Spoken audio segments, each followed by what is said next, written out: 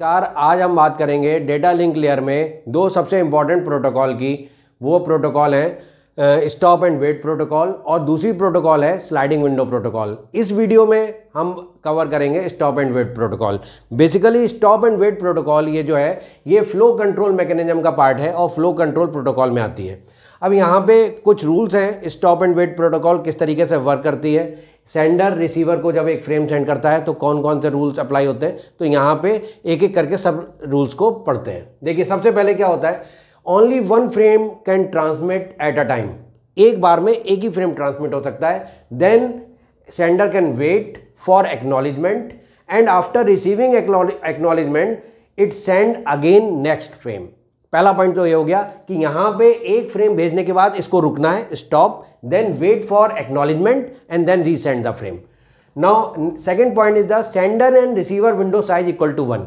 यहाँ पे sender and receiver window size, तो इसका मतलब क्या हुआ, इसका मतलब ये हुआ कि एक बार में ये एक ही फ्रेम, विंडो साइज इसका 1 है, इसका मतलब ये एक फ्रेम एक पैकेट जो है वो भेज सकता है और रिसीवर भी एक बार में एक पैकेट एक्सेप्ट कर सकता है। तो यहाँ पे दोनों का विंडो साइज कितना है, sender and receiver window size equal to 1। अब बात कर लेते हैं यहाँ पे अवेलेबल सीक्वेंस नंबर। जब मैं यहाँ पे एक पैकेट भेज रहा हूँ और उसका एक्नॉलेजमेंट आ रहा है तो यहाँ पे दोनों का क्या है, विंडो साइज क्या है, सेंडर का और रिसीवर का 1। तो टोटल कितना जो सीक्वेंस नंबर जनरेट होते हैं वो विंडो साइज पर डिपेंड करते हैं। तो टोटल विंडो सीक्वेंस नंबर कितने जनरेट होंगे, एक पैकेट इसने भेजा और दूसरा पैकेट यहाँ से इसने रिसीव किया, एक्नॉलेजमेंट रिसीव किया। तो यहाँ पे एक बार में सिंगल फ्रेम गया और यहाँ पे उसका एक्नॉलेजमेंट आया, देन नेक्स्ट फ्रेम गया। तो टोटल विंडो यहाँ पे सीक्वेंस नंबर कितने जनरेट होंगे, sender window size plus receiver window size equal to 1 + 1 = 2। तो टोटल सीक्वेंस नंबर जो जनरेट हो रहे हैं, फ्रेम भेजा जा रहा है, वो 2 हैं। तो जब भी आप अपनी बुक में देखोगे यहाँ पे फ्रेम को 0 से, इसको अगर मैं फ्रेम एक भेजता हूँ, इसको मैं 0 सीक्वेंस नंबर 0 लिखता हूँ, तो एक्नॉलेजमेंट में मैं इसको 1 लिख देता हूँ। नेक्स्ट फ्रेम सेंड किया जाएगा, देन फिर 0 फिर 1 या 1 0 1 0, इस तरीके से सीक्वेंस नंबर चलता है। तो केवल 2 ही यहाँ पे सीक्वेंस नंबर जनरेट होते हैं। अब बात कर लेते हैं एफिशिएंसी की। इस प्रोटोकॉल की एफिशिएंसी क्या है, देखो एफिशिएंसी की बात करोगे तो नाम से पता लग रहा है यहाँ पे सेंडर को फ्रेम भेजने के बाद कुछ समय के लिए रुकना पड़ रहा है। ये वो टाइम है जितने टाइम इसको रुकना पड़ता है। तो एफिशिएंसी का अगर डायरेक्ट फार्मूले की बात करो, यहाँ पे ये जो क्वेश्चन आता है एफिशिएंसी निकालने के लिए, तो डायरेक्ट फार्मूले में वैल्यू पुट करनी होती है। आपके यूनिवर्सिटी लेवल एग्जाम में या आप गेट के या कोई कॉम्पिटेटिव एग्जाम दे रहे हो तो आप इस डायरेक्ट फार्मूले का यूज कर सकते हो। 1/1 + 2x where x = TP/TT। TP और TT क्या है, देखो ये जो TP है इसको बोलते हैं प्रोपोगेशन डिले और TT क्या है, ट्रांसमिशन टाइम।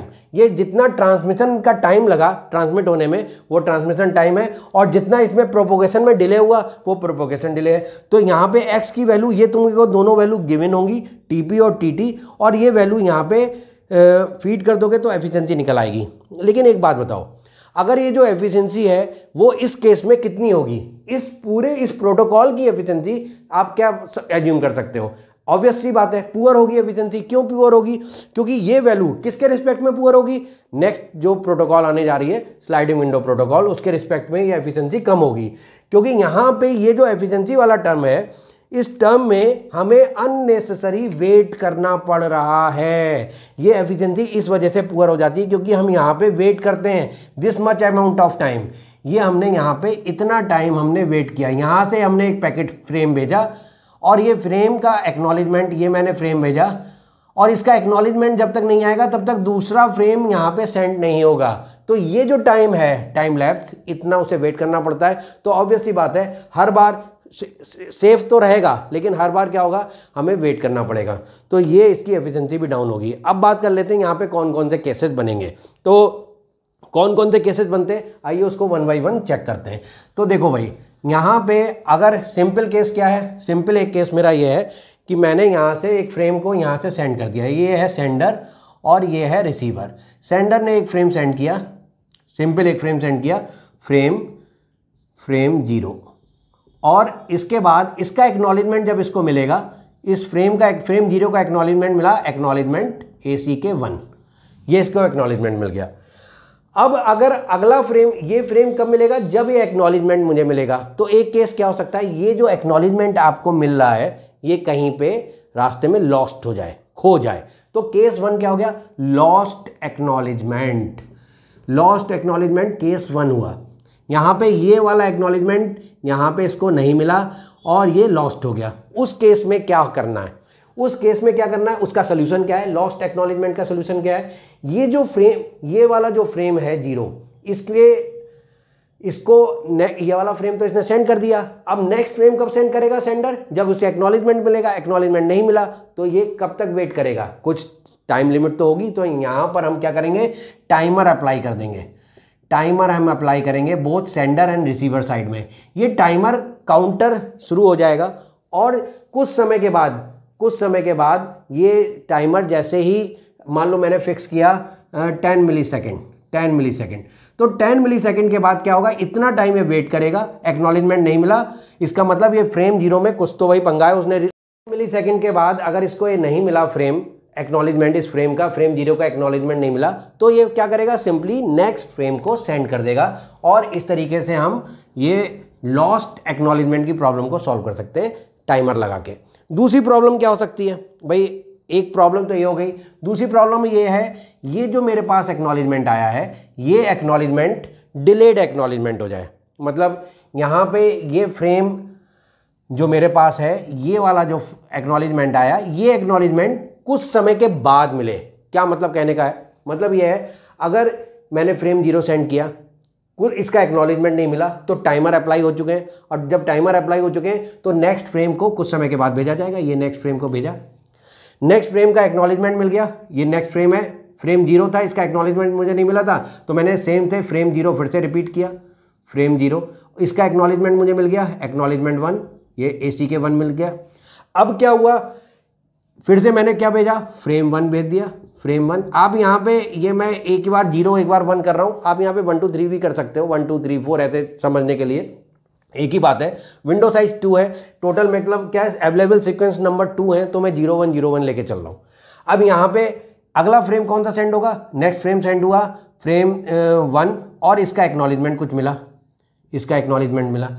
तो ये जो एक्नॉलेजमेंट मिल रहा है, इसी समय क्या हुआ, ये वाला जो पुराना वाला फ्रेम का एक्नॉलेजमेंट था, ये यहां पे इससे पहले आ गया।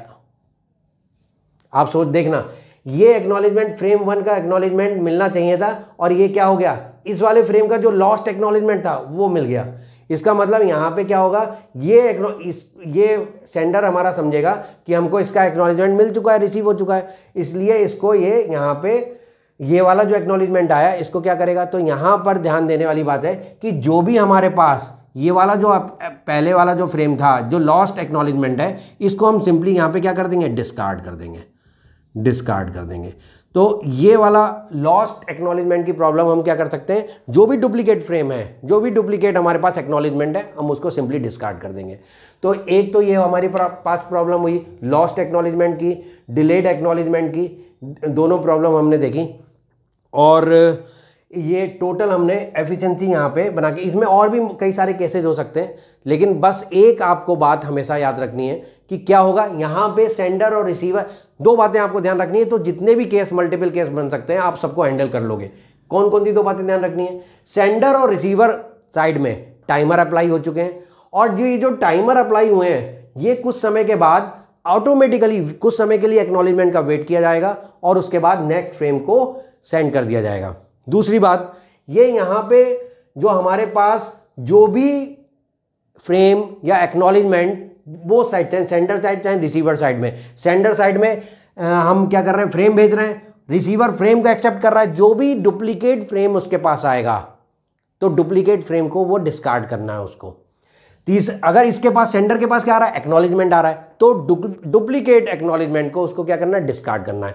तो एक डिस्कार्ड पॉलिसी हमें चलानी है, और यहाँ पे क्या चलाना है, टाइमर चलाना है। तो स्टॉप एंड वेट में जो सारे केसेज हैं, मल्टीपल केस, दो केस मैंने आपको यहाँ पे समझाए, मल्टीपल केस कितने भी आप परमुटेशन कॉम्बिनेशन बना सकते हो, तो वो सारे केस आप यहाँ पे हैंडल कर सकते हो। ये था stop and wait protocol, hopefully आपको पसंद आया होगा। अभी मैं इसको नेक्स्ट सीरीज में, इसका नेक्स्ट मेरा वीडियो आ रहा है फाइनली, स्लाइडिंग विंडो प्रोटोकॉल, तो देखते रहिए और इसको शेयर करना मत भूलिएगा। Thank you so much.